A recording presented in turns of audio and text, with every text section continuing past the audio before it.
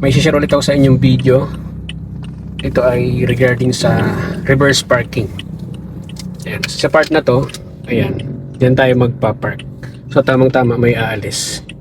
So ang gagawin natin ngayong parking ay reverse parking. So yung kotseng puti na yan, diyan sa kinapoposisyonan niya, aalis yan. Then diyan tayo magpa-park. Antayin lang natin umalis. Ayan guys, so tayo naman magpa-park dyan sa inalisan niya. So ganito yung gagawin yung reference. Lagay nyo ng first gear kapag naka-manual kayo. Tapos since dito tayo magpa-park, yan, ang gagawin nating reference, itong kulay pulang kotse. Yan, tatapat natin yung side mirror natin sa kulay pulang kotse na yan. Ayan, tapos full turn tayo sa kaliwa. Ayan, full turn sa kaliwa. Tapos galaw kayo ng konti-konti lang. Ngayon babantayan nyo yung coaching pula dyan sa side mirror. Pag nakita nyo yan, ayan, katulad yan, ganyang position, ang gagawin nyo, lagay nyo ng reverse.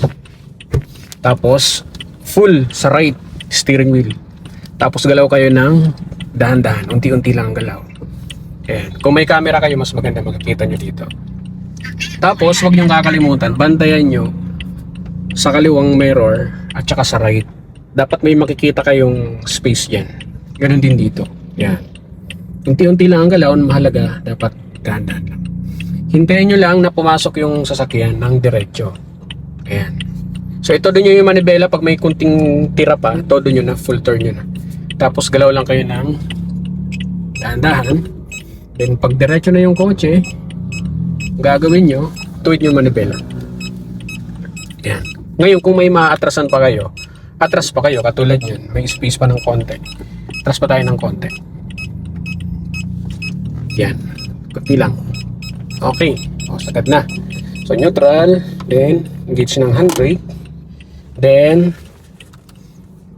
check nyo yung mirror nyo kung makakababa kayo. Yan, may space pa naman. Ganun din dun sa kabila. Ay, maluwag pa siya. So yan, so ganun lang ginagawa ng reverse parking.